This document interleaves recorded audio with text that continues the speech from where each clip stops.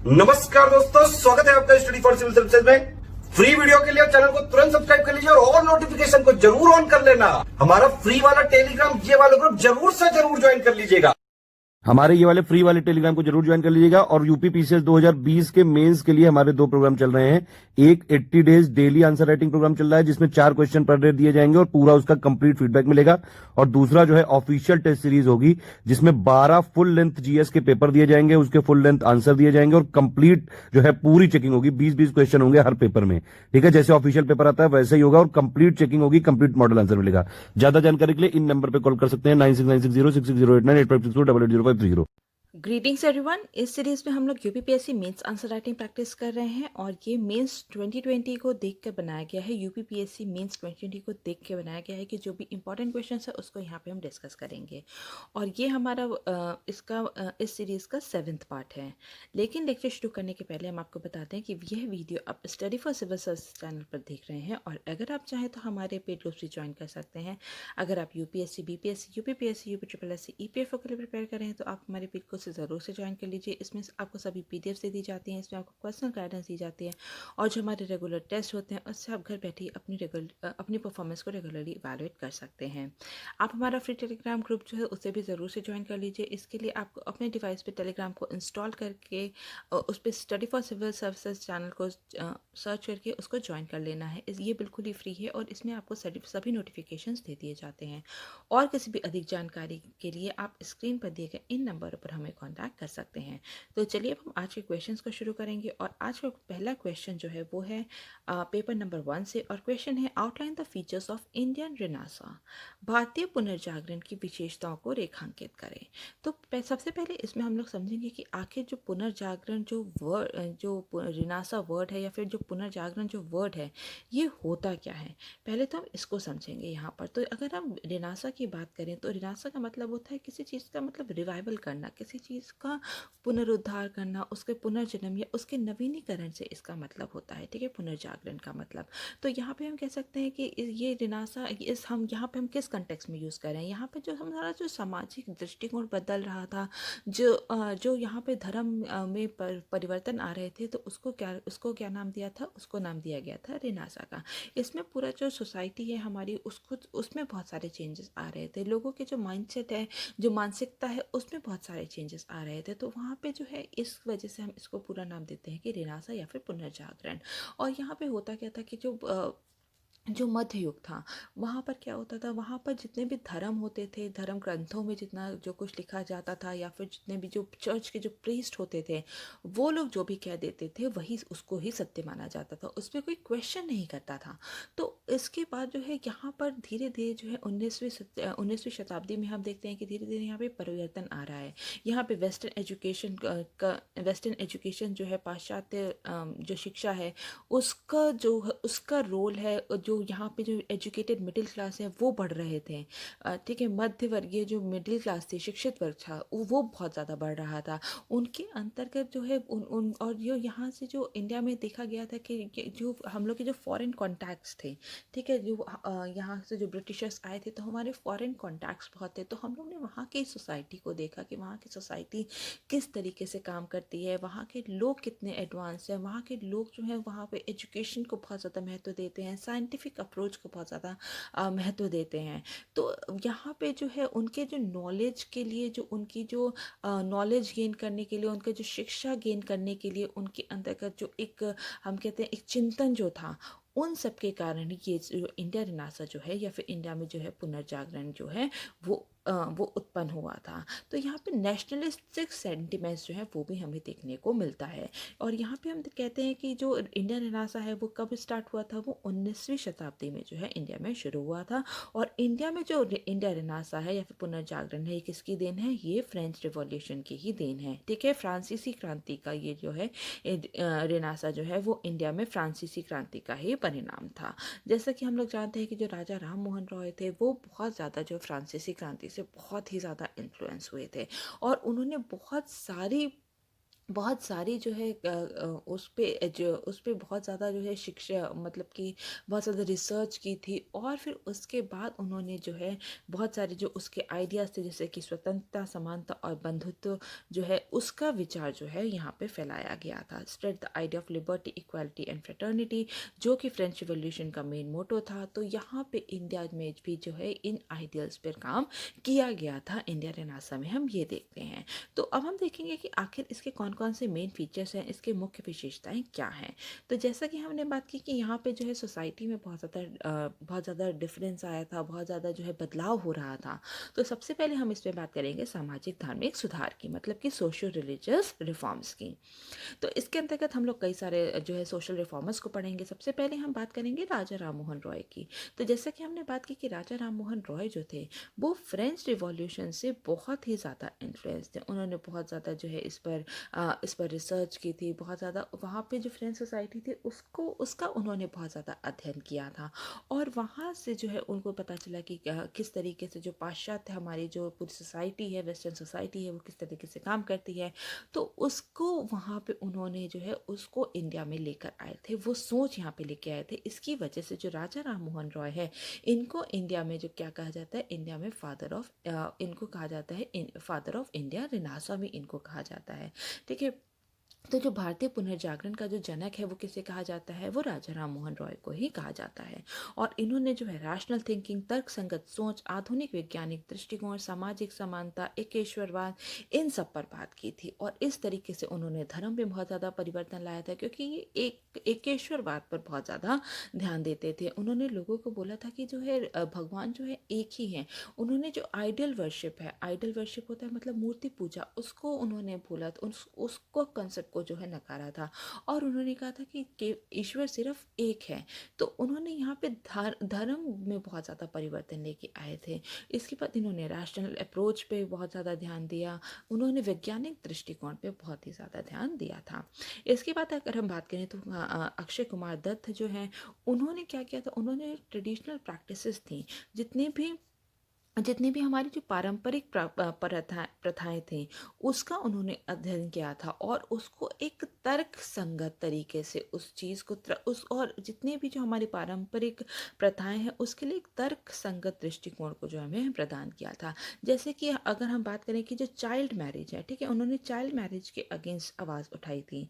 जो बाल विवाह होता है उसके अगेंस्ट उन्होंने आवाज़ उठाई थी। और उन्होंने कहा था कि ये केवल ये नहीं है कि जो ट्रेडिशनल प्रैक्टिस चाइल्ड मैरिज आ रही है उसको सिर्फ ऐसे ही नकार दिया। उन्होंने बहुत सारे मेडिकल रीजंस दिए थे कि जो बच्चे होते हैं, जो लड़कियां होती हैं, उनके शरीर इस तरीके से विकास नहीं कर पाता 18 साल से कम उम्र में।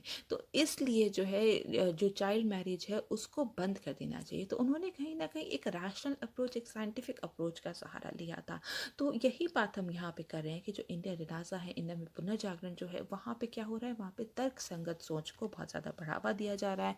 जो साइंटिफिक अप्रोच है, जो साइंटिफिक अप्रोच है, उसको बहुत ज़्यादा बढ़ावा दिया जा रहा था। अलीगढ़ मूवमेंट की अगर हम बात करें तो अलीगढ़ मूवमेंट में क्या हुआ था, अलीगढ़ मूवमेंट में जो इस्लामिक टीचिंग्स पे बहुत ज़्यादा ध्यान दिया गया था और उसको बोला गया था कि जो इस्लामिक टीचिंग्स जितने भी हैं, ठीक है, जितने भी जो मुस्लिमों को जो शिक्षा दी जा रही है मदरसा में, वो भी एक मॉडर्न एज के हिसाब से देनी चाहिए। वो उसमें जो बहुत ही ज़्यादा जो ट्रेडिशनल एजुकेशन थी वो अब किसी काम की नहीं है। यहाँ पे अगर लोगों को एजुकेशन देना है तो उसको मॉडर्न एज की जो एजुकेशन है उसके साथ कहीं ना कहीं अलाइन करने की ज़रूरत है। तो अलीगढ़ मूवमेंट भी हमें देखने को मिलता है कि यहाँ पे भी बहुत तरीके से सामाजिक सुधार हो रहे हैं, एजुकेशन में बहुत तरीके से सुधार हो रहा है। स्वामी विवेकानंद की अगर हम बात करें तो उन्होंने धर्म और विज्ञान की बात की थी। उन्होंने बात की थी कि जो जितना भी जो रिलीजन है और जो साइंस है उसको प्रूव करने के लिए एक ही तरीके से हमें एक ही मेथड जो है वो हमें लेना चाहिए। जो मेथड ऑफ इन्वेस्टिगेशन है, चाहे वो साइंस का हो, चाहे वो रिलीजन का हो, धर्म का हो, विज्ञान का हो, वो एक ही होना चाहिए। तभी जो है हम धर्म को भी तभी जो है हम धर्म में क्या कहा गया है, हम लोगों को ज़्यादा से ज़्यादा जो है रैशनल तरीके से हमें बताने की ज़रूरत है कि धर्म में कोई चीज़ अगर कही गई है तो क्यों कही गई है। उस पर जो है अंधा विश्वास नहीं करना चाहिए, अंधविश्वास किसी तरीके से नहीं होना चाहिए। एक साइंटिफिक अप्रोच होनी चाहिए हर धर्म में। हर जितने भी साइंस से रिलेटेड फैक्ट्स हैं या फिर धर्म से रिलेटेड फैक्ट्स हैं, उनको इन्वेस्टिगेट करने के लिए एक कॉमन अप्रोच होनी चाहिए। इसके बाद हम देखेंगे कि यहाँ पे इमेंसिपेशन ऑफ वुमेन की बात की गई थी। ठीक है, सामाजिक दृष्टिकोण बदल रहा था, समाज में बहुत तरीके से सुधार लाया जा रहा था। तो यहाँ पे इमेंसिपेशन ऑफ वुमेन या फिर महिलाओं की मुक्ति पर भी बहुत ज़्यादा ध्यान दिया गया था, महिलाओं की फ्रीडम पर बहुत ज़्यादा ध्यान दिया गया था। तो यहाँ पे बहुत सारे हमारे सोशल रिफॉर्मर्स हैं, जैसे कि ईश्वर चंद्र विद्यासागर हैं, केशव चंद्र सेन हैं, या फिर हम कह सकते हैं राजा राम मोहन रॉय हैं।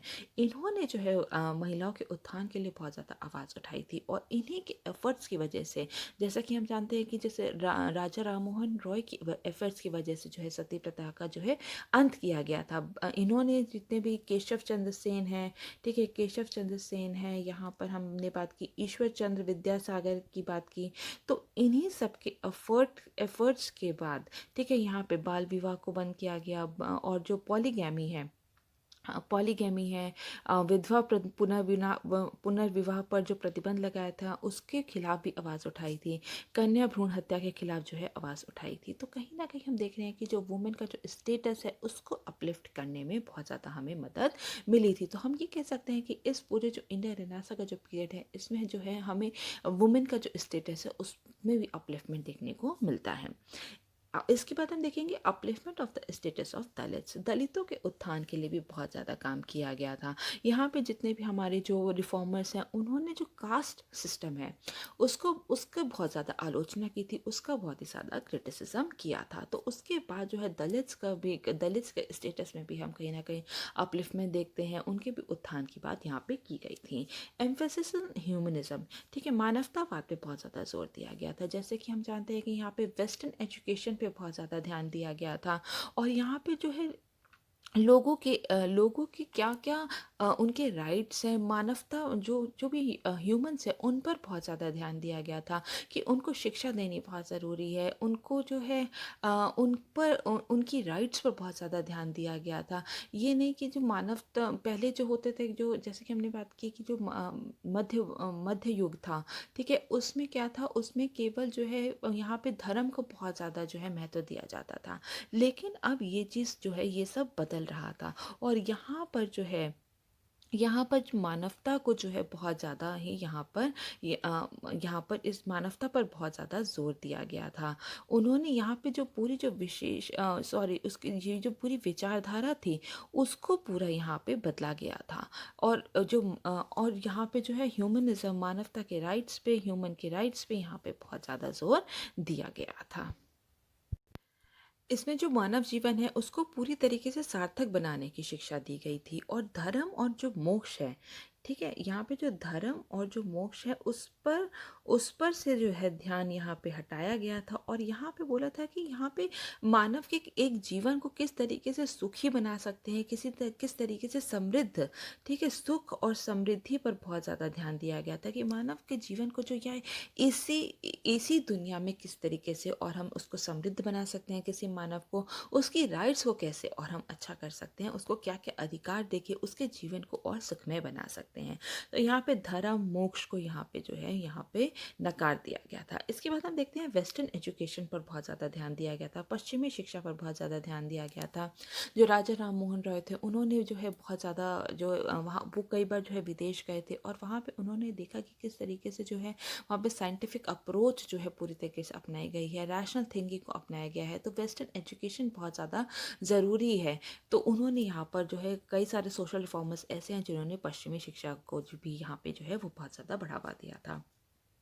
फिर हम देखते हैं साइंटिफिक अप्रोच। हर चीज़ के लिए एक वैज्ञानिक दृष्टिकोण होना बहुत ज़्यादा ज़रूरी है, कोई अंधविश्वास नहीं होना चाहिए कि जैसे कि जो भी किसी धर्म में कह दिया गया या फिर किसी भी प्रीस्ट ने कह दिया गया, या फिर किसी जो चर्च है उनके जो प्रीस्ट हैं उन्होंने कुछ भी कह दिया गया तो उसको पूरी तरीके से मान लिया जाए, इस तरीके से कुछ भी नहीं होगा। और जितने भी साइंटिफिक अप्रोच, हर चीज़ के लिए एक वैज्ञानिक दृष्टिकोण को अपनाने की यहाँ पे बात कही गई थी। डेवलपमेंट ऑफ लोकल लैंग्वेज, ठीक है, देशज भाषाओं का यहाँ पर बहुत ज़्यादा विकास हमें देखने को मिलता है। पहले क्या होता था, पहले जो है यूनानी भाषा, ठीक है, पर्शियन पर्शियन लैंग्वेज, या फिर हम कह सकते हैं पर्शियन लैंग्वेज, या फिर जो लैटिन लैंग्वेज है, ठीक है, इस पर बहुत ज़्यादा जोर दिया गया था। जितने भी बुक्स थी वो सब पर्शियन या फिर लैटिन लैंग्वेज में ही लिखी जाती थी।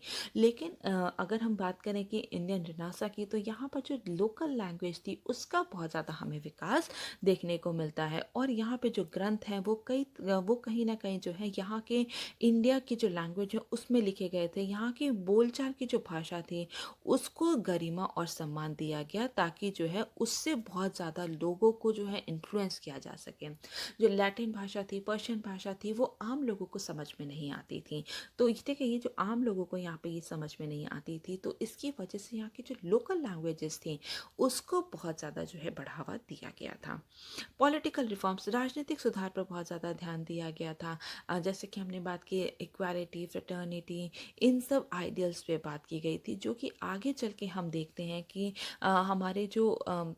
जो हमारे जो फ्रीडम फाइटिंग, जब हमारी जो स्वतंत्रता की जो लड़ाई थी उसमें भी इन्हीं आइडियल्स पे लड़ाई की गई थी। ठीक है, समानता के अधिकार पे बात की गई थी, समानता पे बात की गई थी, और स्वतंत्रता पे बात की गई थी, बंधुत्व पे बात की गई थी। जब हम देखते हैं कि जो पूरा जो फ्रीडम फाइटिंग होती, ठीक है, हाँ, उसमें जो पूरा जो स्ट्रगल फॉर फ्रीडम था हमारा, उसमें इन आइडियल्स को बहुत हद तक जो है यहाँ पर जो है इस अप्रोच को इंडिया जितने भी फ्रीडम फाइटर्स थे उन्होंने अपनाया था।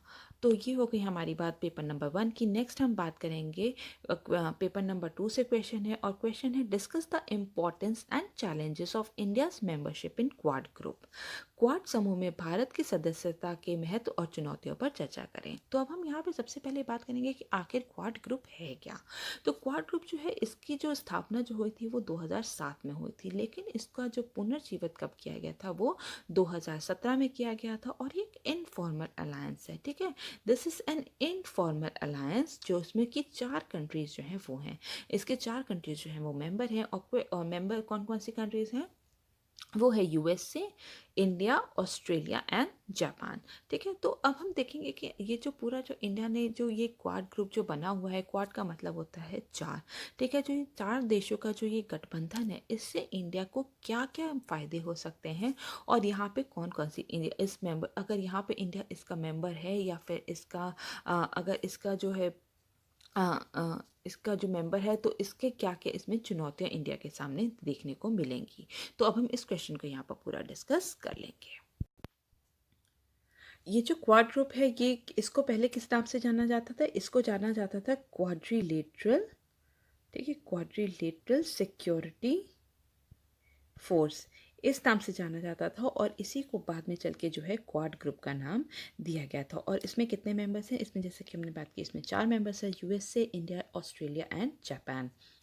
और ये जो पूरा जो ग्रुप था, इसका गठन कब हुआ था? इसका गठन तो 2007 में हुआ था, लेकिन ये लेकिन उसके बाद ये 10 साल तक जो था, देखिए 10 ईयर्स तक जो था, ये निष्क्रिय था, इनएक्टिव था। लेकिन 2017 में एक मीटिंग हुई और उसको फिर से पुनर्जीवित किया गया। इस पर फिर से जो है जितने भी इसके मेंबर कंट्रीज हैं, उन्होंने मिल के बैठ के बात की कि इस पूरे जो ग्रुप को है, इसको आगे बढ़ाने की ज़रूरत है, इसको एक मतलब कि इसको एक इंस्टीट्यूशनल फ्रेमवर्क देने की ज़रूरत है।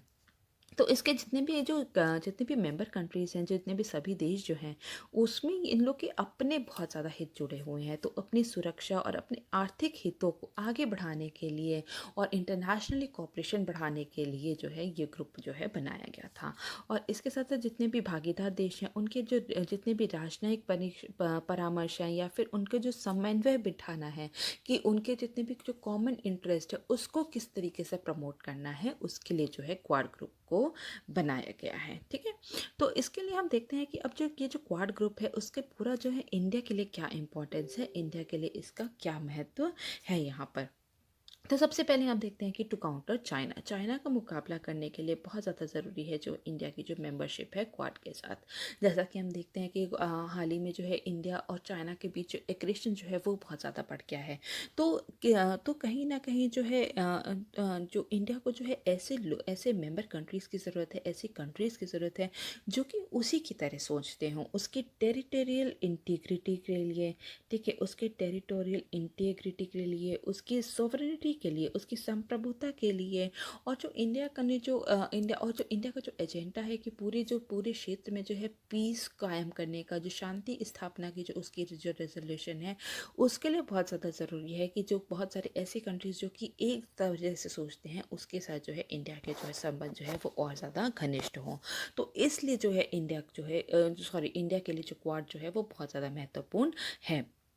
और जो क्वाड एक ऐसा ग्रुप है, ऐसा माना जाता है कि क्वाड एक ऐसा ग्रुप है जो कि बढ़ती जो चाइना की एग्रेशन है इंडिया के प्रति, उसको कहीं ना कहीं हमें रोकने में मदद मिलेगा। जैसे कि हमने पिछले कुछ महीनों में देखा है कि जो गलवान वैली पे बहुत ज़्यादा झड़प हुई है, और डोकलाम में जो है कुछ सालों में हमने देखा है, डोकलाम में जो चाइना का एग्रेशन देखा है, तो उसको कहीं ना कहीं कंटेन करने में, उसको कहीं ना कहीं कंट्रोल करने में इंडिया को बहुत ज़्यादा हेल्प मिलेगी। इसके बाद हम देखते हैं drawing post pandemic international order, महामारी के बाद अंतर्राष्ट्रीय व्यवस्था का चित्रण। ठीक है, तो अब हम देखते हैं कि जैसे कि पोस्ट पैंडेमिक के बाद हम देखते हैं कि पूरा जो इंटरनेशनल ऑर्डर है, वो जो पूरे जो इंटरनेशनल जो अंतर्राष्ट्रीय लेवल पे जो ठीक है, अंतर्राष्ट्रीय लेवल पर जो पूरी जो व्यवस्था है उसमें बहुत ज़्यादा चेंज आए हैं। तो इसलिए जो है तो जो चेंजेस आए हैं पैंडमिक के बाद, उसको भी कहीं ना कहीं काउंटर करने के लिए इंडिया के लिए बहुत ही ज़्यादा महत्व रखता है क्वाड ग्रुप। तो जैसे कि हम देखते हैं कि जो ग्लोबल सप्लाई चेन है उसमें बहुत ज़्यादा चेंजेस आए हैं, मैन्युफैक्चरिंग मॉडल्स में बहुत ज़्यादा चेंज आए हैं, और बहुत ज़्यादा जो है इकोनॉमिक चेंजेस भी हमें देखने को मिले हैं यहाँ पर हमें पोस्ट पैंडमिक में। ठीक है, पैंडमिक के बाद जो है इकोनॉमिक चेंजेस देखने को मिले हैं, ग्लोबल सप्लाई चेन में जो है वहाँ पे हमें बहुत ज़्यादा जो है चेंजेस देखने को मिले हैं। और यहाँ पे जो है और जो जितने भी वर्ल्ड की जो कंट्रीज़ हैं वो क्या चाहती हैं, वो चाइना पर अपनी जो डिपेंडेंस है उसको बहुत हद तक रिड्यूस करना चाहती हैं। तो क्वाड क्या करेगा, क्वाड इंडिया के जो इंटरेस्ट है, इंडिया के जो आर्थिक संसाधन है, उसको किस तरीके से यूज़ करके इंटरनेशनल लेवल पे अपनी जगह बना सकती है, उसके लिए क्वाड ग्रुप जो है इंडिया के लिए बहुत ही ज़्यादा महत्वपूर्ण है। इंडिया के इंटरेस्ट को, एक आर्थिक इंटरेस्ट को, प्रौद्योगिकी इंटरेस्ट को जो है प्रमोट करने के लिए क्वाड जो है वो बहुत ज़्यादा महत्वपूर्ण है।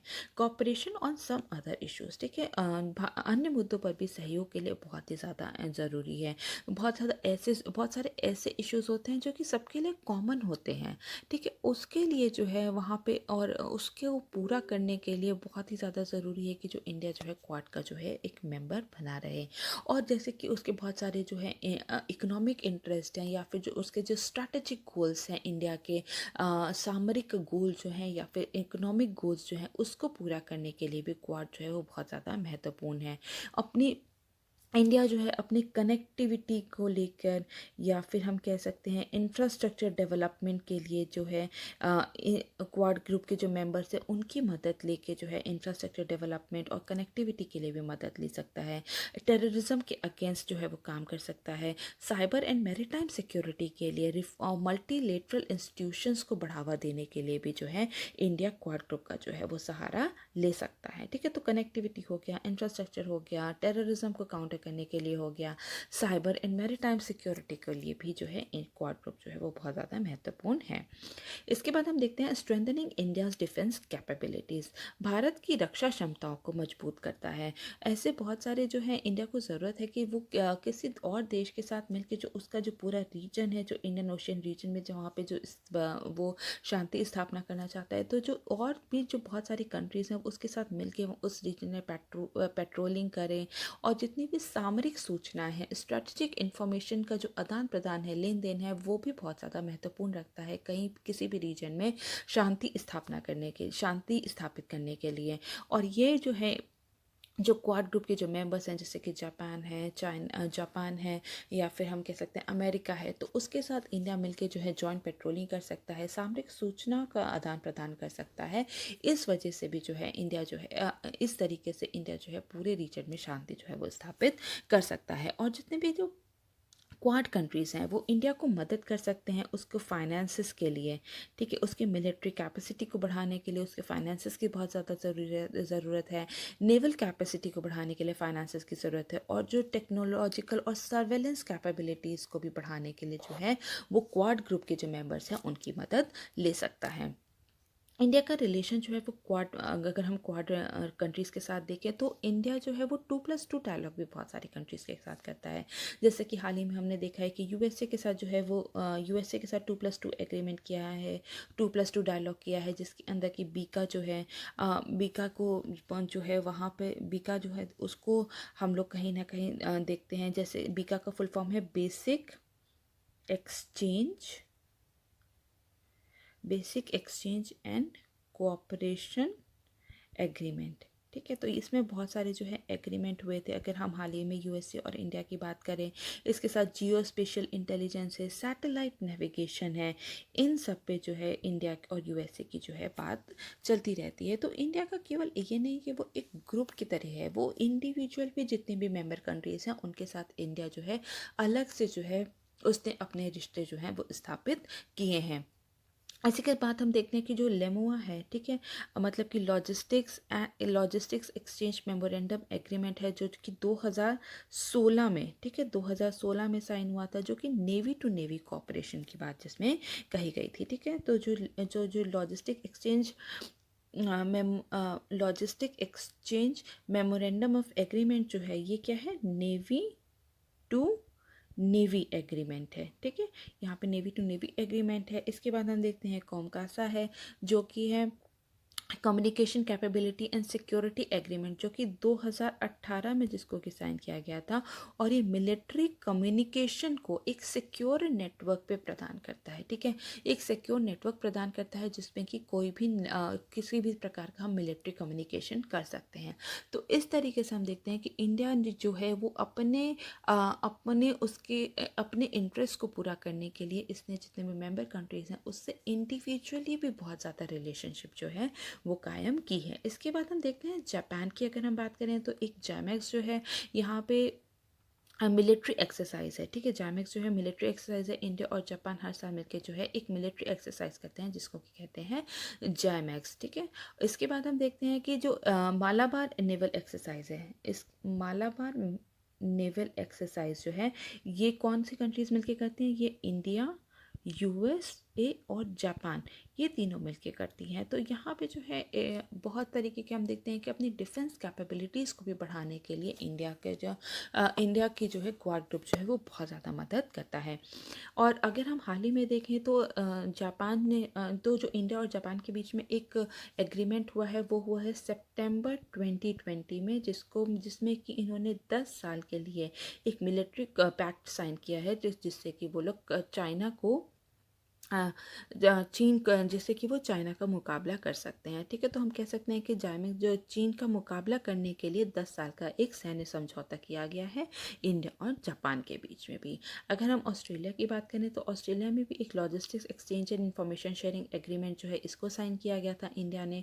और ऑसी इंडेक्स, ठीक है, हर साल जो है एक मिलिट्री एक्सरसाइज है जो कि ऑस्ट्रेलिया और इंडिया के बीच में होती है, एक बायलैटरल मिलिट्री एक्सरसाइज है जो कि जिसको कि नाम जो है ऑसी इंडेक्स दिया गया है। तो हम देखते हैं कि इंडिया जो है यहाँ पर जो अपनी मिलिट्री कैपेबिलिटीज़ बढ़ाने के लिए अपनी जो इतनी भी नेवल कैपेबिलिटीज़ बढ़ाने के लिए भी जो क्वाड ग्रुप जो है वो उसके लिए बहुत ज़्यादा महत्व रखता है। तो इसके बाद हम कुछ चैलेंजेस भी देखेंगे, बहुत सारी चुनौती भी हैं। ये नहीं है कि क्वाड ग्रुप का अगर मेंबर हो गए तो सब कुछ अच्छा ही है, इसके साथ साथ बहुत सारे चैलेंजेस हैं, बहुत सारी चुनौतियाँ भी हैं। एक नज़र हम उस पर भी देख लेंगे।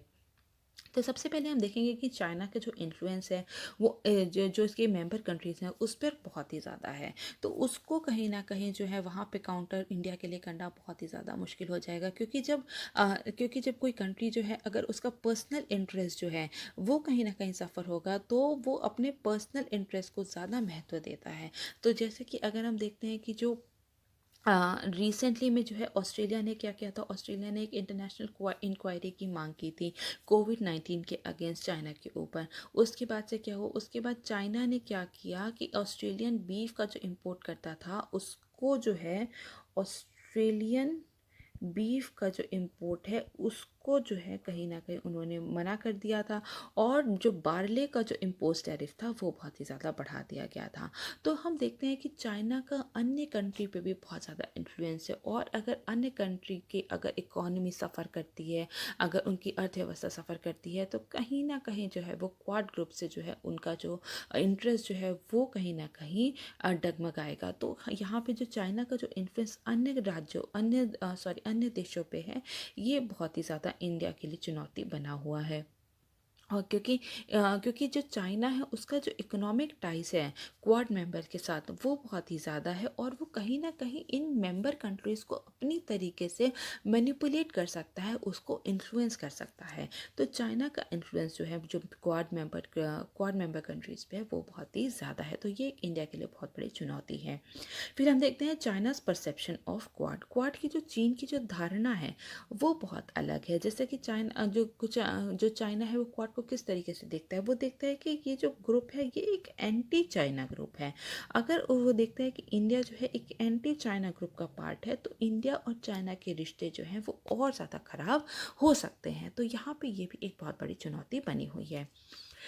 No clarity in agenda. Agenda में कोई भी स्पष्टता नहीं है।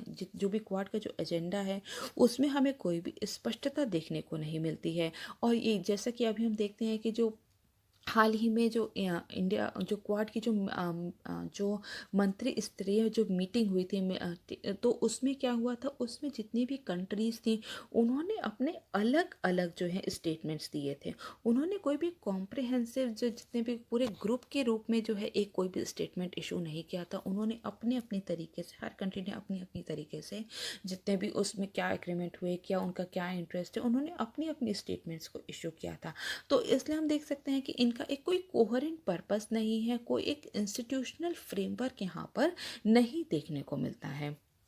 डिफरेंस इन कैपेबिलिटीज़, क्षमताओं में बहुत अंतर है। जैसे कि हम जानते हैं कि यूएसए की जो क्षमता है और जापान की क्षमता जो है उसमें बहुत ज़्यादा अंतर है। जापान की क्षमता जो है और इंडिया की क्षमता जो है वो चाहे आर्थिक रूप से हो, चाहे फाइनेंस वित्तीय रूप से हो, या फिर मिलिट्री कैपेबिलिटीज़ हो, वो हर तरीके से बहुत ही ज़्यादा अलग हैं। तो इससे क्या होगा, इकोनॉमिक रिसोर्सेज अलग हैं, फाइनेंशियल लेवल्स अलग हैं। तो इससे क्या होगा, जो इंडियन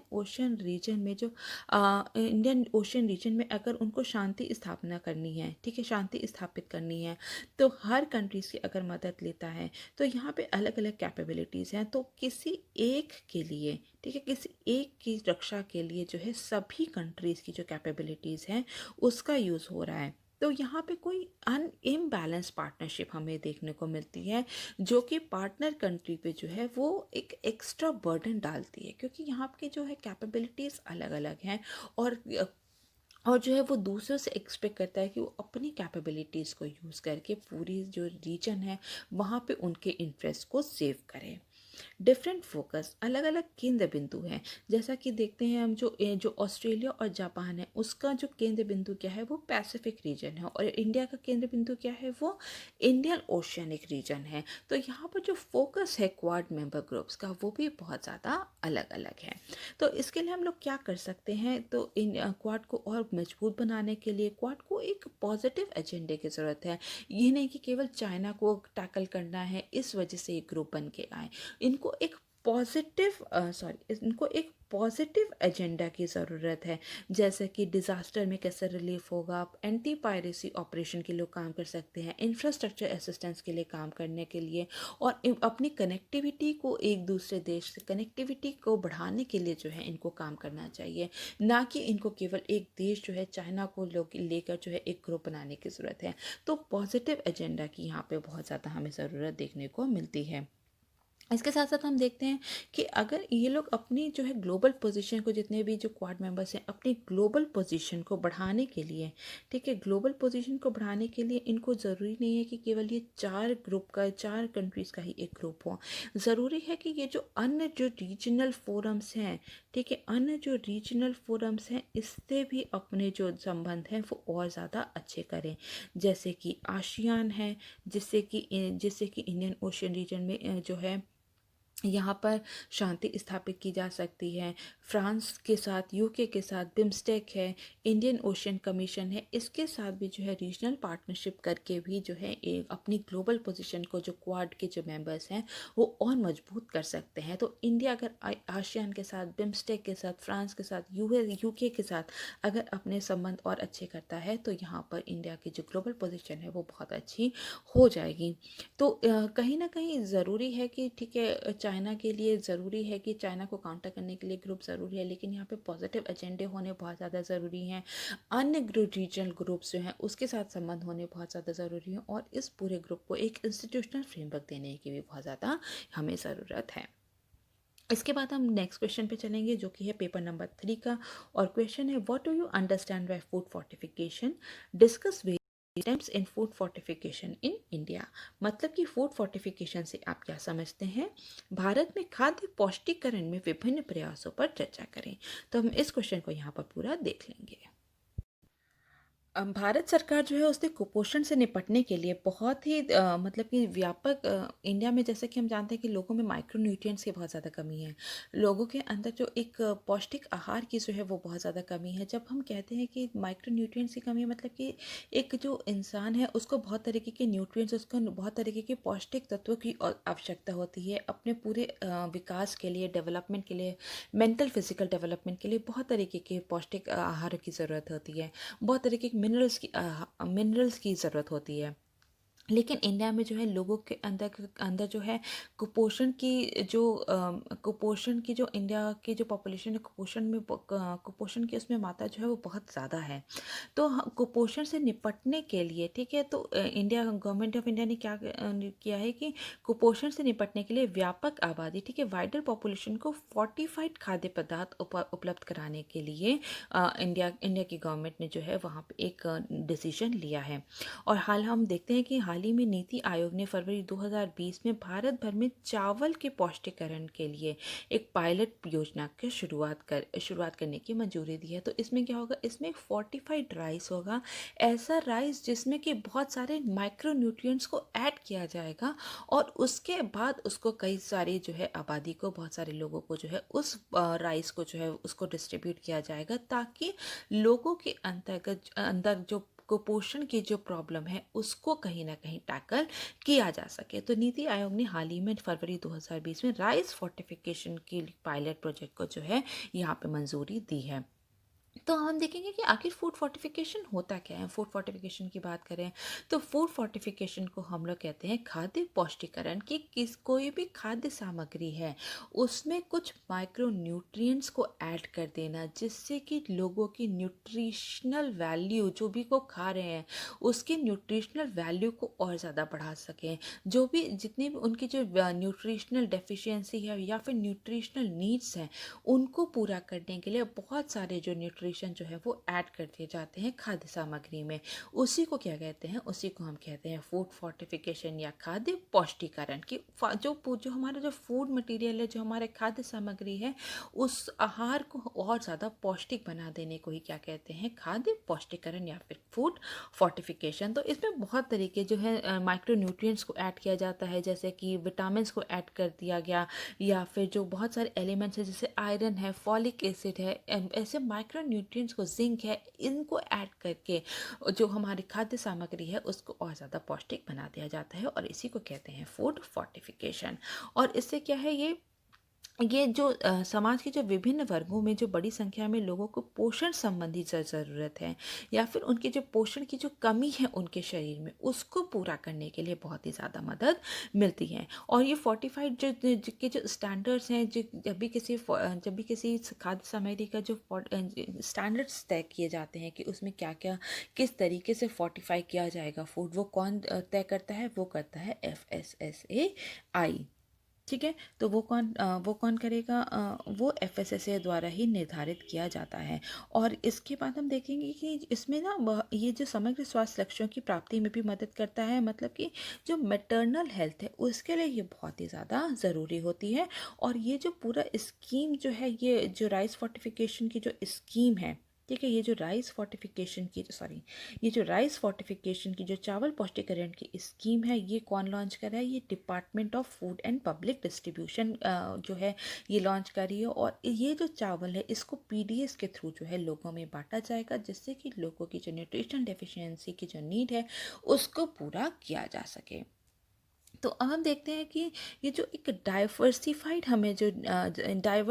डाइट की जो हमारी जो ज़रूरत है, जो हमारी न्यूट्रिशनल रिक्वायरमेंट की जो ज़रूरत है, उसको ही कहीं ना कहीं हमें पूरा करने में मदद करता है और ये हमें कंप्लीट मील देता है। और जो है इसलिए जो है अगर हम लोग जो खाद्य पौष्टिकरण या फिर फूड फोर्टिफिकेशन पे डिपेंड होके मेल न्यूट्रिशन के जो इंसिडेंसेस हैं इंडिया में, उसको हम कम कर सकते हैं।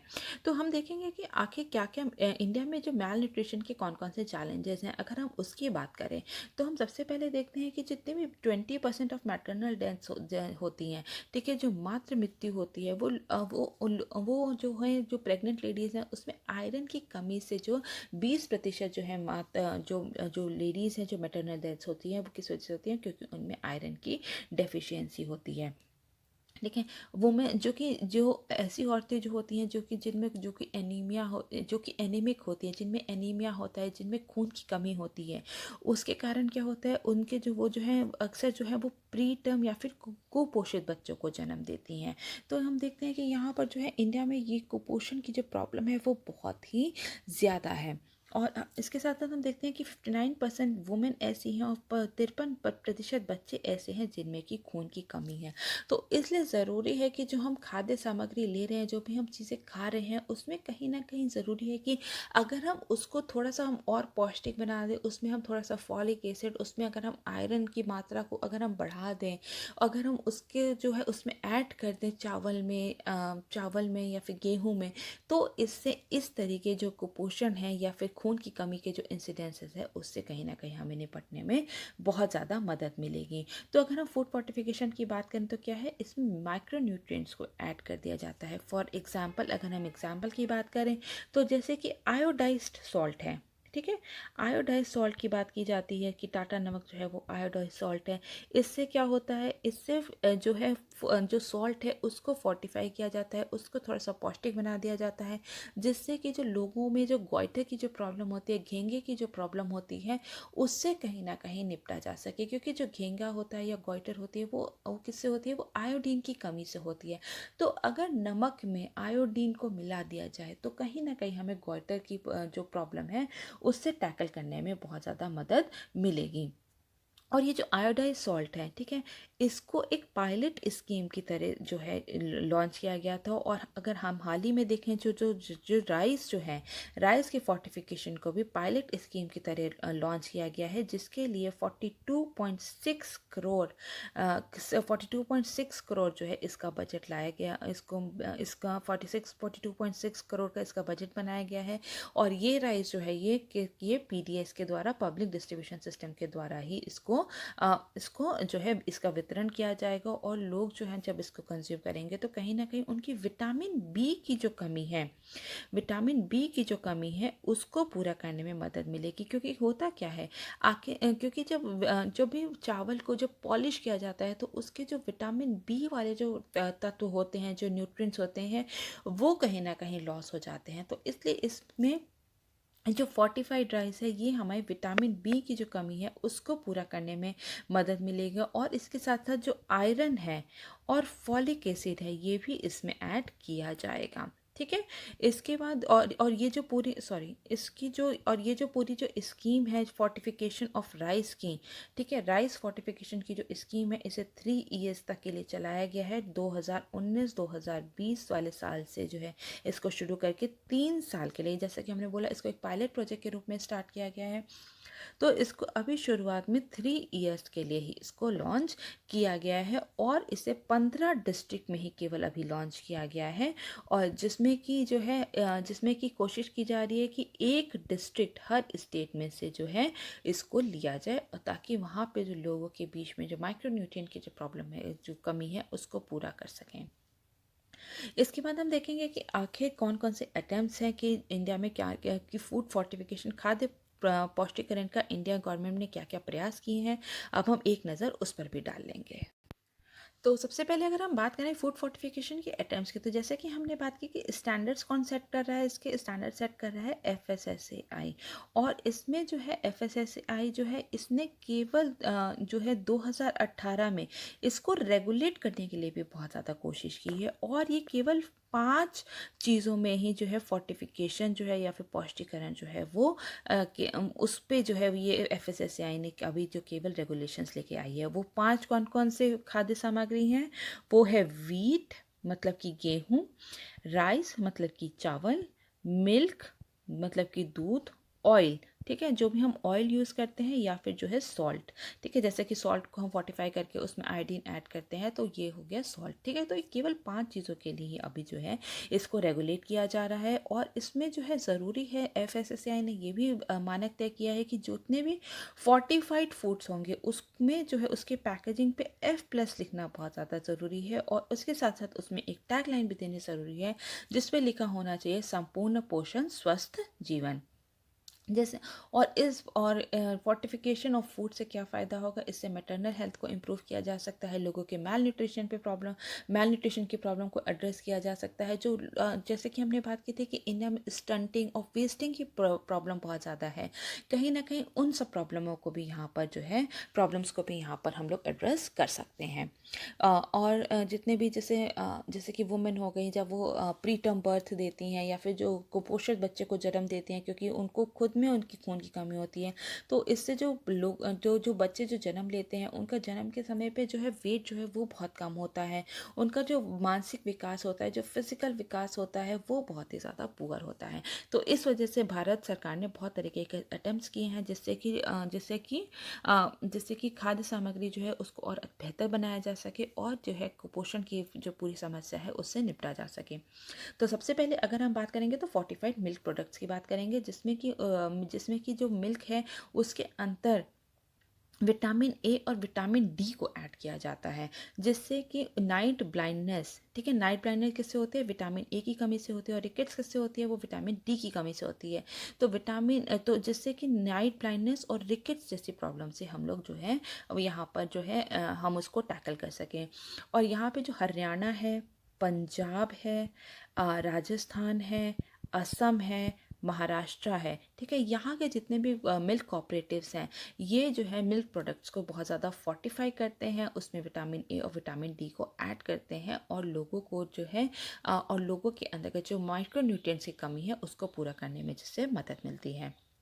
इसके बाद हम देखेंगे फोर्टिफाइड एडिबल ऑयल्स, ठीक है, फोर्टिफाइड एडिबल ऑयल्स भी दूध की तरह, जिसमें भी विटामिन ए और डी जो है उसको ऐड किया जाता है, जिससे कि नाइट ब्लाइंडनेस और रिकेट्स जैसी समस्याओं से निपटा जा सके। तो राजस्थान, मध्य प्रदेश, हरियाणा, हिमाचल प्रदेश ऐसे कुछ राज्य हैं जहाँ पे कि बोला गया है कि जितने भी चिल्ड्रंस हैं, ठीक है, जितने भी बच्चे हैं उनमें जो कुपोषण की जो स्थिति बनी हुई है उससे निपटने के लिए ज़रूरी है जितना भी मिड डे मील में स्कीम में जितना भी खाद्य का वितरण हो रहा है, जो लोगों को खाना परोसा जा रहा है, जो बच्चों को खाना परोसा जा रहा है, वो किस में हो, वो फोर्टिफाइड ऑयल में ही बना हो, जिससे कि बच्चों की जो नीड्स हैं उसको पूरा किया जा सके। इसके बाद हम देखेंगे फोर्टिफाइड व्हीट फ्लोर, ठीक है, गेहूं का आटा में भी बहुत ज़्यादा फोर्टिफाई किया जाता है। वेस्ट बंगाल है, अंडमान निकोबार आइलैंड है, यहाँ पे जो है पब्लिक डिस्ट्रीब्यूशन सिस्टम के अंतर्गत जो है फोर्टिफाइड गेहूं का आटा जो है वो बांटा जाता है। और महाराष्ट्र ने भी एक पायलट प्रोजेक्ट जो है उसको चलाया है। और एफएसएसएआई, ठीक है, एफएसएसएआई जो कि स्टैंडर्ड पे सेट कर रहा है, उसने क्या कहा है, उसने जो जितने भी जो फ्लोर मिल्स हैं, ठीक है, जितनी भी जो जहाँ पे आटा बनता है, जो जितनी भी मिलें हैं, उसमें बोला है कि वो लोग आटे में ही पहले से माइक्रो न्यूट्रिएंट्स को ऐड करने के बाद ही उसकी पैकेजिंग करें और उसको बेचा जाए। तो इससे जो है लोगों के मैक्रोन्यूट्रिएंट्स की जो कमी है उसको पूरा किया जा सकता है। इसके बाद हम देखते हैं फोर्टिफाइड राइस। फोर्टिफाइड राइस में जैसे कि हमने बात की बहुत तरीके से ऐड किया जाता है iron, folic acid, vitamin B12 को ऐड किया जाता है, जिससे कि अगर आयरन को हम ऐड करें, फॉलिक एसिड को ऐड करें तो एनीमिया जैसी प्रॉब्लम को जो है हम टैकल कर सकते हैं। विटामिन B12 जैसे कि हमने बात की कि जब राइस को पॉलिश किया जाता है तो विटामिन बी जो है उसके जो तत्व होते हैं, विटामिन B3, विटामिन B6, ये सब जो है वो वॉश अवे हो जाते हैं, क्योंकि विटामिन बी क्या होता है, ये वाटर सोल्यूबल होता है। तो इसकी वजह से कहा जाता है कि जो राइस है उसमें जो है उसमें विटामिन B12 को ऐड किया जा सके। फोर्टिफाइड सॉल्ट की हमने बात की, गोइटर से निपटने के लिए उसमें आयोडीन और आयरन को ऐड किया जाता है। तो अगर हम बात करें तो इसमें बहुत सारे जो गवर्नमेंट की स्कीम्स हैं उसमें भी जो है खाद्य पौष्टिकरण पदार्थों का जो वितरण है उसको अनिवार्य किया गया है, जैसे कि ICDS integrated child development services जो है जो बाल विकास आयोग जो केंद्रीय महिला और बाल विकास मंत्रालय द्वारा जो इंटीग्रेटेड चाइल्ड डेवलपमेंट स्कीम जो चलाई जा रही है, सर्विस चलाई जा रही है, इसके अंतर्गत जितना भी खाद्य सामग्री उपलब्ध कराई जाती है, ज़रूरी है कि वो जो जितना भी खाद्य सामग्री जो उपलब्ध कराई जा रही है वो खाद्य पौष्टिकरण के अंतर्गत ही कराई जाए। मिड डे मील स्कीम है या फिर PDS है, इसमें भी जो है फोर्टिफाइड फूड्स का ही डिस्ट्रीब्यूशन पर जोर दिया गया है। ठीक है, तो इसके बाद हम नेक्स्ट क्वेश्चन की बात करेंगे जो कि है पेपर नंबर 4 से, और क्वेश्चन है what is voice of conscious, how do you prepare yourself to heed the voice of conscious. अंतरात्मा की आवाज़ क्या है, अंतरात्मा की आवाज़ पर ध्यान देने के लिए आप खुद को कैसे तैयार करते हैं, अब हम इस क्वेश्चन को यहाँ पर पूरा देख लेंगे। तो इसमें सबसे पहले हम लोग बात करेंगे कि आखिर वॉइस ऑफ कॉन्शियस या फिर अंतरात्मा की आवाज़ जो है वो होती क्या है। तो प्लेटो हैं, टॉल्स्टॉय हैं, गांधी जी हैं, सब ने ही अंतरात्मा की आवाज़ की बात की थी और उन्होंने माना था कि जो अंतरात्मा की आवाज़ है वही ईश्वर की आवाज़ होती है और वही हमें राह दिखाती है कि क्या सही है और क्या गलत है। गांधी जी का मानना था कि जब भी अगर कभी हम बड़ी डिलेमा में हो, अगर हमें समझ नहीं आ रहा कि इस सिचुएशन में हमें क्या करना चाहिए, तो उन्होंने बोला था कि हमें अपनी आइज़ क्लोज करके 5 मिनट सोचना चाहिए कि आखिर इस सिचुएशन में क्या कर सकते हैं, ताकि हम लोग जो है अपने अंदर की आवाज़, अपनी अंतरात्मा की आवाज़ सुन सकें और उसका जो है उसका पालन करते हुए हम कोई भी कार्य कर सकें। तो इसलिए जो वॉइस ऑफ कॉन्शियस है ये आज का कॉन्सेप्ट नहीं है, इसकी आज की ज़रूरत नहीं है, ये हमेशा से जो है वॉइस ऑफ कॉन्शियस जो है वो बहुत ज़्यादा इम्पॉर्टेंस रखता है। अगर हम पहले के ज़माने में बात करें तो जो साधु लोग थे, संत लोग थे, वो लोग भी कई कई दिन तक जो है ध्यान लगाते थे और अपने आप को यूनिवर्स से कनेक्ट करने के लिए जो है अब ताकि वो जो उनकी जो अंतरात्मा की आवाज़ है उसको सुन सके, ताकि उनको एक इनर पीस, सेटिस्फैक्शन मिल सके। ठीक है, इनर पीस और सेटिस्फैक्शन के लिए ये बहुत ही ज़्यादा ज़रूरी है।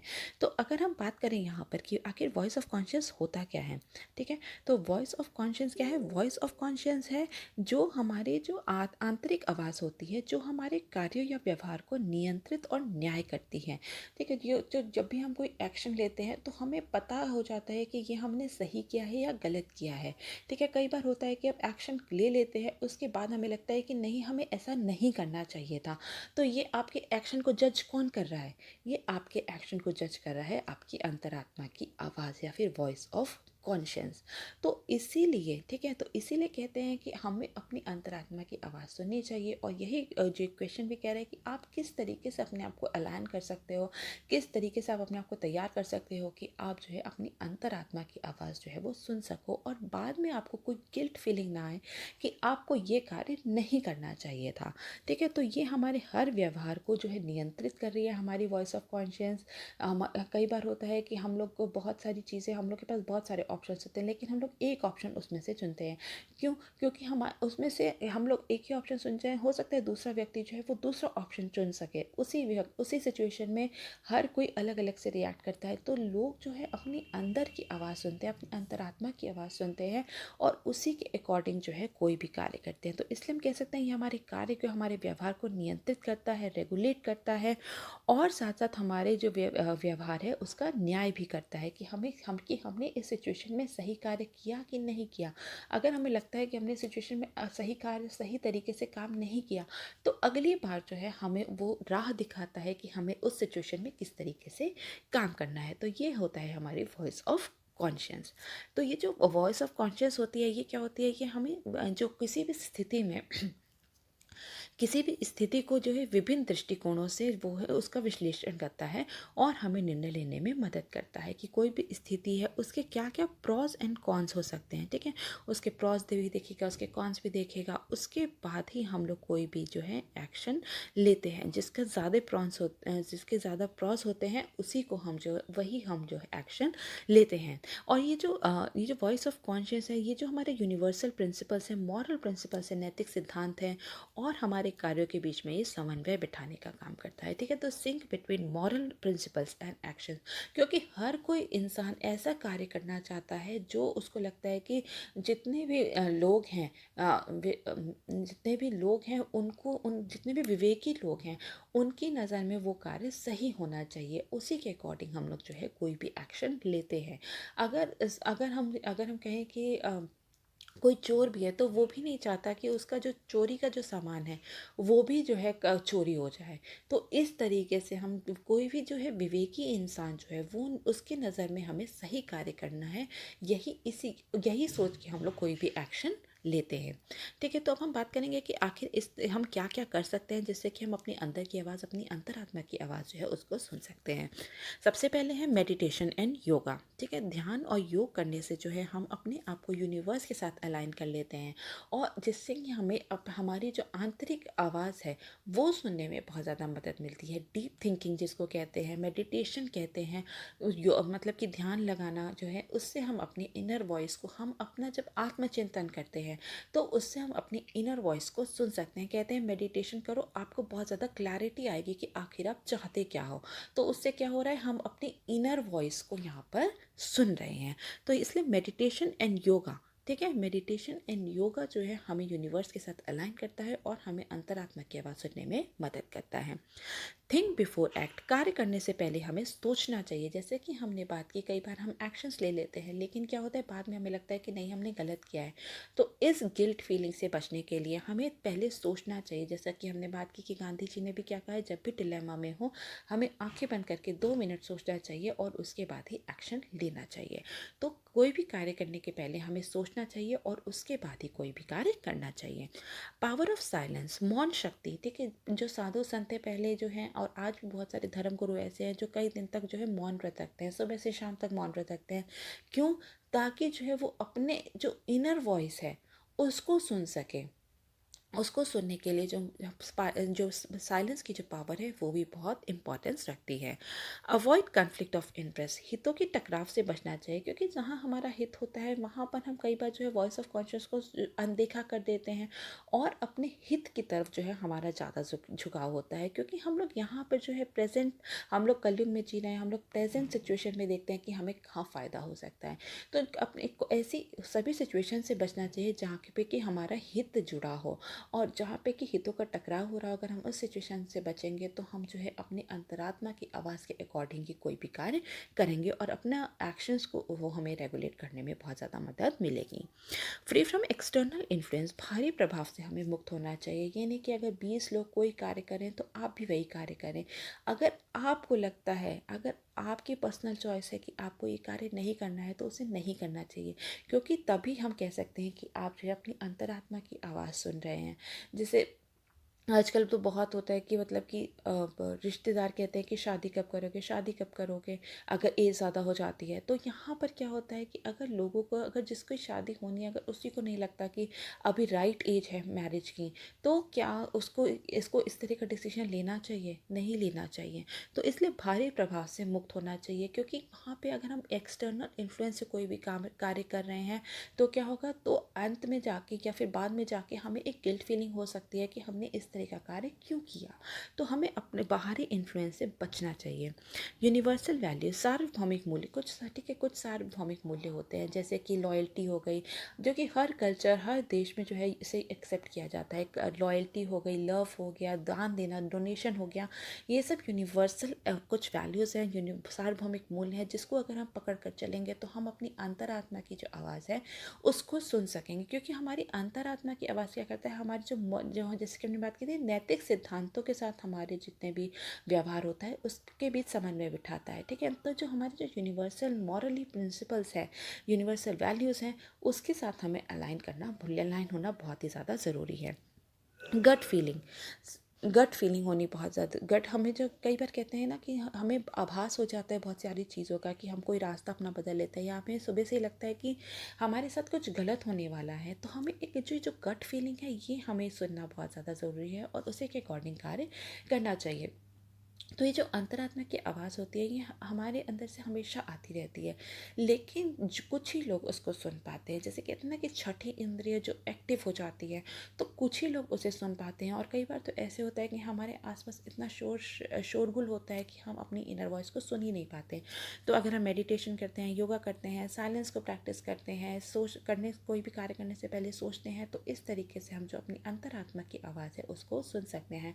एम्पैथी होनी चाहिए हमारे अंदर, सिंपैथी होनी चाहिए और कंपैशन होना चाहिए, तभी जो है हम अपनी अंतरात्मा की आवाज़ को सुन सकते हैं।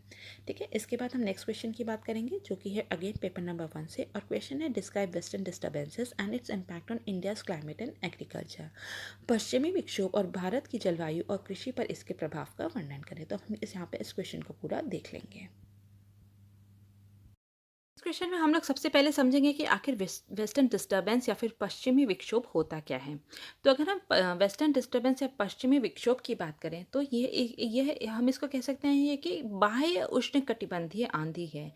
ठीक है, एक्स्ट्रा ट्रॉपिकल स्टॉर्म है, मतलब कि बाह्य उष्ण कटिबंधीय तूफान या फिर आंधी के रूप में इसे देखा जा सकता है, जो कि कहाँ उत्पन्न हो रहा है, जो कि मेडिटेरेनियन रीजन या फिर भूमध्य रेखा क्षेत्र में जो है ये उत्पन्न हो रहा है। और ये कब आता है, ये विंटर सीजन में आता है, जब भारत में जो सर्दी का मौसम होता है तब आता है। तो इसमें हमने 3 बातें समझी हैं। पहले कि ये बाह्य उष्णकटिबंधीय तूफान है, एक्स्ट्रा ट्रॉपिकल स्टॉर्म है। दूसरा, ये विंटर सीजन में आता है जबकि सर्दी का मौसम होता है। और तीसरा, ये कौन से रीजन में आता है, ये मेडिटेरेनियन रीजन या फिर भूमध्य क्षेत्र जो है वहाँ पर ये उत्पन्न होता है। और ये जो वेस्टर्न डिस्टर्बेंसेस है वेस्ट टू ईस्ट की तरफ मूव करती हैं। ठीक है, पश्चिम से पूर्व की ओर बढ़ती हैं। इसलिए हम इसको कह सकते हैं कि इसका संचालन किससे हो रहा है, इसका संचालन हो रहा है वेस्टर्ली से।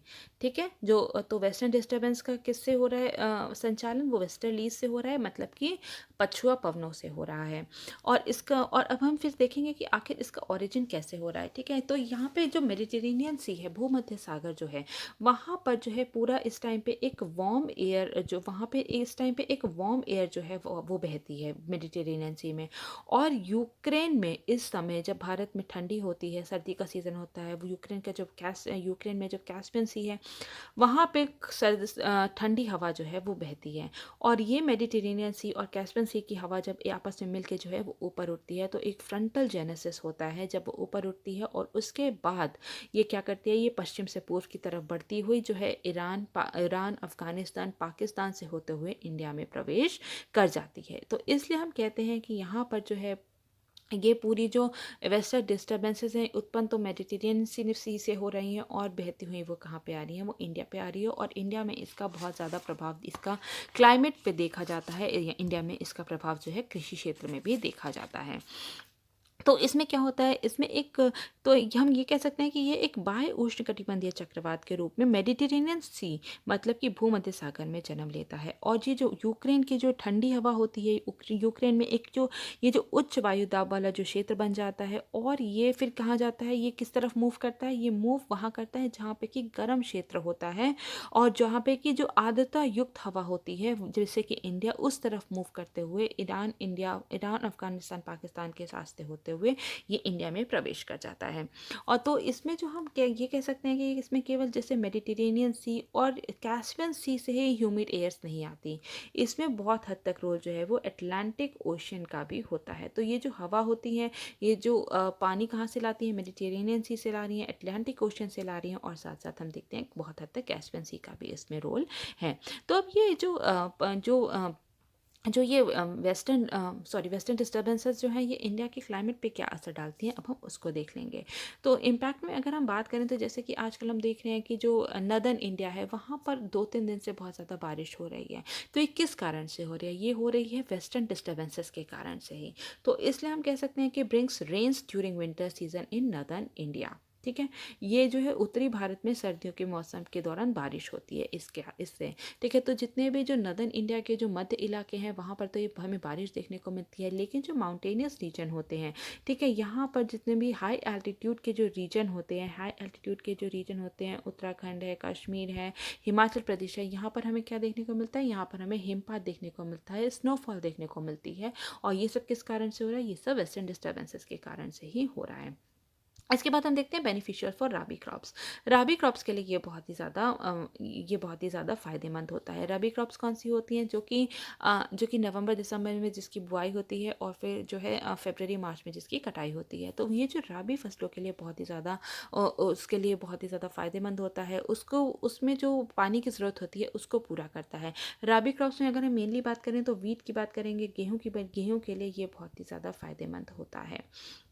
Causes rainfall in northern India, ये पॉइंट रिपीट हो गया है, ठीक है। तो जैसे कि हमने बात की कि नॉर्दर्न इंडिया में जो है कई जो मध्य इलाके हैं वहाँ पे बारिश करता है। रिचार्ज एक्यूफर्स, एक्यूफर्स को रिचार्ज करता है। जब बारिश होती है तो क्या होता है, यहाँ पे जो ग्राउंड वाटर होता है उसको रिचार्ज करने में मदद मिलती है, और साथ साथ जितनी जो सॉइल होती है, ऊपरी सतह की जो सॉइल होती है उसको उसमें भी नमी पहुँचाने का काम जो है ये वेस्टर्न डिस्टर्बेंसेस करते हैं।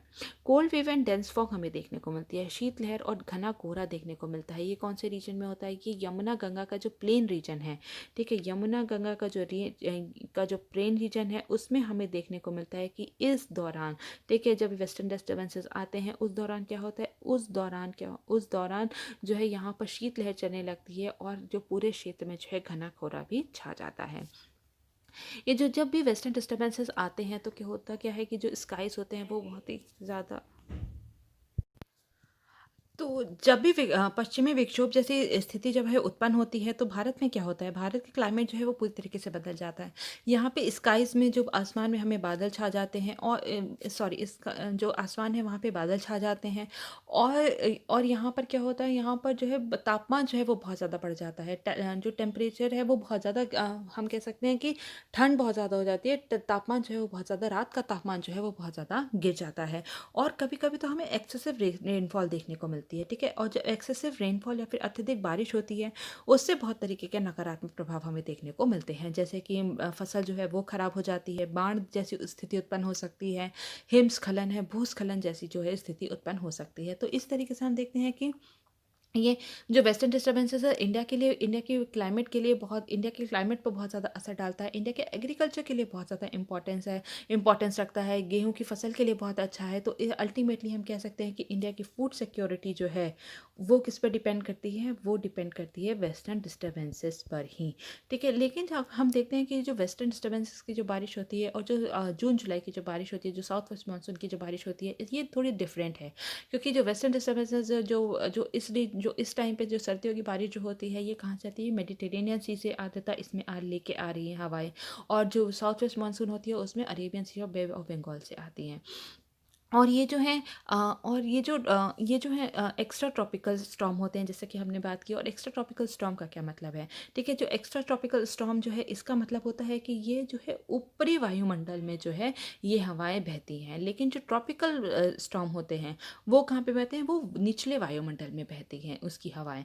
तो यहाँ पे ये डिफरेंसेस भी हमने देख लिया है, और हमने देखा है कि कैसे पश्चिमी विक्षोभ जो है भारत की जलवायु और कृषि पर असर डालते हैं, ठीक है। इसके बाद हम नेक्स्ट क्वेश्चन पे बढ़ते हैं, और नेक्स्ट क्वेश्चन जो है वो भी पेपर नंबर 1 से है, और क्वेश्चन है enumerate the factors responsible for the jute factory in India and also discuss the challenges faced by the industry. मतलब कि भारत में जूट कारखाने के लिए जिम्मेदार कारकों की गणना करें, और उद्योग मतलब कि जूट इंडस्ट्री जो है, जूट उद्योग के सामने आने वाली चुनौतियों पर भी चर्चा करें। तब हम इस क्वेश्चन को यहाँ पर पूरा देख लेंगे। तो इस क्वेश्चन में सबसे पहले हम लोग थोड़ा सा जूट इंडस्ट्री के बारे में इंट्रोडक्शन देंगे, उसके बाद हम बताएंगे कि उसके लोकेशन के लिए कौन कौन से कारक जिम्मेदार हैं, और अंत में हम इसकी चुनौतियों को देखेंगे और इसमें आगे क्या किया जा सकता है, वे फॉरवर्ड की हम बात करेंगे, ठीक है। तो सबसे पहले अगर हम देखें तो इंडिया में जूट का एकाधिकार था पहले, ठीक है। लेकिन क्या हुआ, जब इंडिया और पाकिस्तान जब अलग हुए तो क्या हुआ, यहाँ पे 72% हिस्सा जो है वो पाकिस्तान, मतलब कि जो अभी प्रेजेंट बांग्लादेश है वहाँ पर चला गया था, ठीक है। 72% जो है हिस्सा जो है प्रोडक्शन का, इंडिया में जितना भी प्रोडक्शन होता था जूट का, उसका 72% हिस्सा जो कहाँ चला गया, वो पाकिस्तान में चला गया, जो कि प्रेजेंट डे बांग्लादेश है। लेकिन यहाँ की जो जूट इंडस्ट्री थी, जितने भी कारखाने थे वो कहाँ पर हैं, वो अभी भी इंडिया में ही हैं, ठीक है। तो और ये जो इंडिया में जो है ये कहाँ पर है, बेसिकली ये जो लोकेटेड हैं ये वेस्ट बंगाल में लोकेटेड हैं, जो कि हुगली नदी के किनारे जो है ये सारी इंडस्ट्री जो है लोकेटेड है। और ये एक बहुत ही नैरो बेल्ट है, ये करीब 100 किलोमीटर्स का जो है केवल एरिया है, जो कि 3 किलोमीटर्स वाइड जो बेल्ट है सारी इंडस्ट्रीज जो मेनली जो इंडस्ट्रीज़ हैं, मेजर जो इंडस्ट्रीज़ हैं जूट की इंडस्ट्री, वो यहीं पर जो हैं सारी की सारी लोकेटेड हैं। तो ऐसे कौन से फैक्टर्स हैं रिस्पॉन्सिबल जो कि इसके लोकेशन के लिए यहाँ पर ये जो हैं जिम्मेदार हैं। तो सबसे पहले है कि रॉ मटेरियल, कच्चा माल। जैसा कि हम जानते हैं प्रोडक्शन कहाँ होता है जूट का, वो इसी रीजन में होता है, वेस्ट बंगाल में हुगली नदी के किनारे होता है। वेस्ट बंगाल है, उड़ीसा है, असम है, तो इसी इसी एरिया में यहाँ पे होता है। तो यहाँ पे रॉ मटेरियल ईजिली अवेलेबल होता है, इसीलिए हुगली नदी के किनारे ही ज़्यादातर जो इंडस्ट्रीज़ हैं वो यहाँ पर लोकेटेड हैं। लेबर बहुत ज़्यादा जो है मदद करता है किसी भी, मतलब एक बहुत ज़्यादा फैक्टर होता है, बहुत बड़ा फैक्टर होता है कि लेबर कहाँ से आएगी किसी भी इंडस्ट्रीज़ के सेटअप करने के लिए। तो जो यहाँ पे जो हुगली नदी के किनारे जो है, यहाँ पे बहुत ही ज़्यादा जो वेस्ट बंगाल में जो ये सेटअप किया गया है इंडस्ट्री, यहाँ पे बहुत ही ज़्यादा चीप लेबर्स जो हैं वो अवेलेबल होते हैं। ठीक है, चीप लेबर अवेलेबल हैं, जैसे कि वेस्ट बंगाल से, बिहार से, जो इसके आसपास के रीजन है। ठीक है, वेस्ट बंगाल है, बिहार है, उड़ीसा है, या फिर हम कह सकते हैं यूपी है। तो यहाँ के जो लेबर्स हैं वो कहाँ जाते हैं, वो वेस्ट बंगाल जाते हैं। और ये जो यहाँ पे ये सब जो बिहार, वेस्ट बंगाल, यूपी, यहाँ पे लिटरेसी रेट और क्या कहते हैं पॉपुलेशन जो है बहुत ज़्यादा है। इस वजह से यहाँ से चीप लेबर्स जो हैं वहाँ पे उनको उपलब्ध हो जाते हैं। वाटर अवेलेबिलिटी का बहुत बड़ा ही एक कारण होता है, क्योंकि जो जूट होता है उसको पानी की बहुत ज़्यादा आवश्यकता होती है। तो इसके लिए करीब 150 सेंटीमीटर रेनफॉल की ज़रूरत होती है। तो वाटर अवेलेबिलिटी भी जो है एक बहुत बड़ा कारण है। और ये जो वेस्ट बंगाल में हम देखते हैं कि बहुत ज़्यादा बारिश होती है, तो इस वजह से जो है यहाँ पर जो है पूरा जो इंडस्ट्री जो है उसको सेटअप किया गया है। इसके साथ साथ ह्यूमिड क्लाइमेट होना भी बहुत ज़्यादा ज़रूरी है। ह्यूमिड क्लाइमेट जो है इंडस्ट्री के वीविंग के लिए, स्पिनिंग के लिए बहुत ज़्यादा ज़रूरी है, जो कि वहाँ पे हमें वेस्ट बंगाल में जो हुगली नदी के किनारे है वहाँ पे ही बिल्कुल ही हमें एक मतलब कि एक पूरा अच्छी तरीके से हमें क्लाइमेटिक रीजन भी मिल जाता है। कनेक्टिविटी टू पोर्ट्स, यहाँ पे पोर्ट्स की कनेक्टिविटी भी बहुत ज़्यादा मायने रखती है। और जैसे कि हम जानते हैं वेस्ट बंगाल में जो पोर्ट है, कोलकाता में पोर्ट है, तो यहाँ पे जो है बंदरगाहों के लिए कनेक्टिविटी भी बहुत अच्छी है, जिससे कि जो भी हम जूट बना रहे हैं तो उसको हम वहीं से एक्सपोर्ट कर सकते हैं। सोशल इंफ्रास्ट्रक्चर, सामाजिक बुनियादी ढांचा होना भी बहुत ज़्यादा ज़रूरी है। सोशल इंफ्रास्ट्रक्चर में आता है जैसे कि स्कूल्स हो गए, हॉस्पिटल्स हो गए, जो कि वहाँ के लेबर्स जो हैं वो यूज़ कर सकते हैं। उनको फैसिलिटीज़ की बहुत ज़्यादा ज़रूरत होती है, और यहाँ पर जो है ये फैसिलिटीज़ भी बहुत ज़्यादा अवेलेबल हैं। ट्रांसपोर्ट फैसिलिटी या फिर परिवहन सुविधा होना भी बहुत ज़्यादा ज़रूरी है। जगह जगह से रेल कनेक्टिविटी, रोड कनेक्टिविटी भी इस एरिया में है, तो जो कि यहाँ पे जूट इंडस्ट्री को सेटअप करने के लिए बहुत ज़्यादा ही कारण जो है जिम्मेदार हैं। लेकिन जूट इंडस्ट्री में बहुत सारी चुनौतियाँ हैं, चैलेंजेस हैं। अब हम एक नज़र उस पर डालेंगे। सबसे पहले हम बात करेंगे लैक ऑफ टेक्नोलॉजी की। तकनीक का बहुत ज़्यादा अभाव है, मतलब कि मॉडर्न टेक्नोलॉजी, नवीनीकरण का बहुत ही ज़्यादा अभाव है।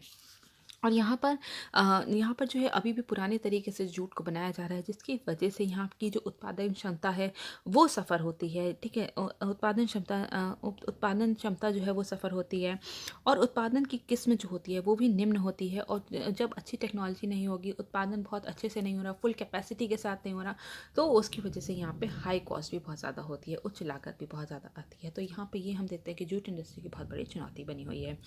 लैक ऑफ डिमांड, मांग की बहुत ज़्यादा कमी है। ठीक है, जैसे जैसे कि हम लोग आगे बढ़ रहे हैं, तो जूट इंडस्ट्री जो है, जूट का जो वर्चस्व जो पहले बहुत ज़्यादा देखा जाता था, पहले देखा जाता था कि जो जूट के, ये अगर हम अकबर के ज़माने में देखें तो जूट के ही लोग कपड़े पहना करते थे।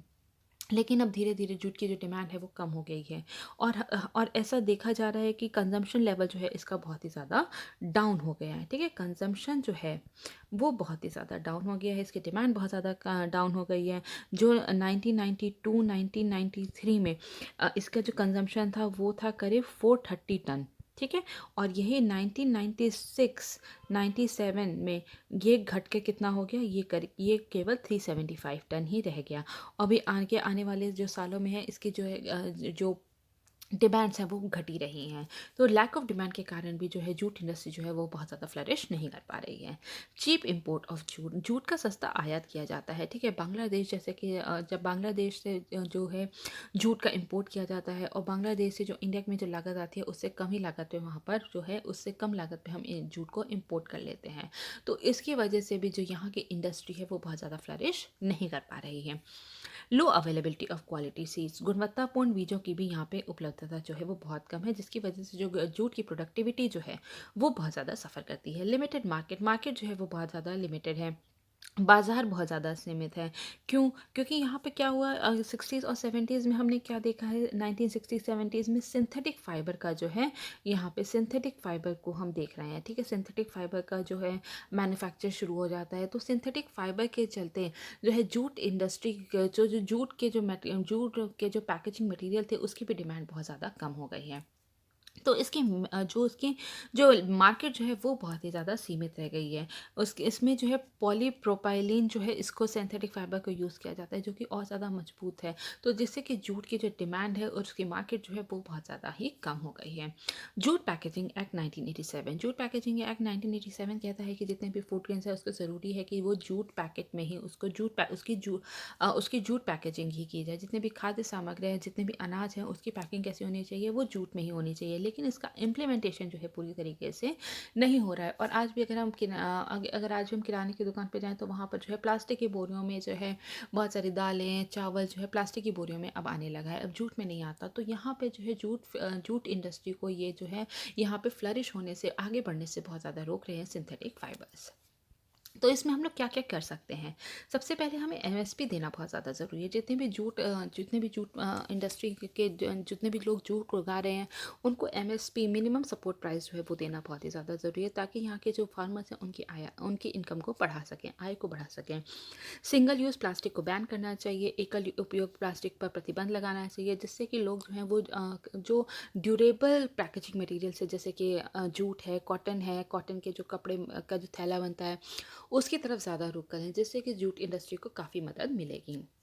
नेशनल जूट पॉलिसी लेके आई थी हमारी सरकार, जिससे कि जो है यहाँ की इसकी जिसमें था कि जूट की क्वालिटी को, जूट की उत्पादकता को, और जो जितने भी जो जूट फार्मर्स हैं, जो भी ऐसे किसान हैं जो जूट को उगा रहे हैं, उनकी इनकम को बढ़ाया जा सके। तो ठीक है, तो जो नेशनल जूट पॉलिसी भी यहाँ पे जो है सरकार ने एक बहुत ही अच्छा कदम उठाया था। यूएनडीपी की तरफ से काफ़ी ज़्यादा असिस्टेंस मिल रही है। यूएनडीपी ने जूट के रिसर्च एंड डेवलपमेंट पे बहुत ज़्यादा ध्यान दिया है। उसमें इस क्षेत्र में रोजगार वृद्धि पे बहुत ज़्यादा ध्यान दिया है। इसके विविध प्रयोग में इसके जो डिफरेंट यूज़ क्या हो सकते हैं उस पे बहुत ज़्यादा ध्यान दिया है। उन्नत खेती पर भी बहुत ज़्यादा ध्यान दिया है। और यूएनडीपी ने इंडिया में 2 करोड़, ठीक है, $2 करोड़ को जो है वहाँ पे इस इंडिया को जो है असिस्टेंस दी है, फाइनेंशियल असिस्टेंस दी है, जिससे कि जूट इंडस्ट्री को और ज़्यादा फ्लरिश किया जा सके। और $2 करोड़ ही इसमें इंडिया की जो गवर्नमेंट है, सेंट्रल गवर्नमेंट है, उसने भी इसमें अपना योगदान दिया है, ताकि जो जूट किसान है उनकी इनकम को बढ़ाया जा सके, इस पूरी इंडस्ट्री की उत्पादकता को बढ़ाया जा सके, यहाँ का नवीनीकरण किया जा सके। ठीक है, so that is all for now, thank you so very much.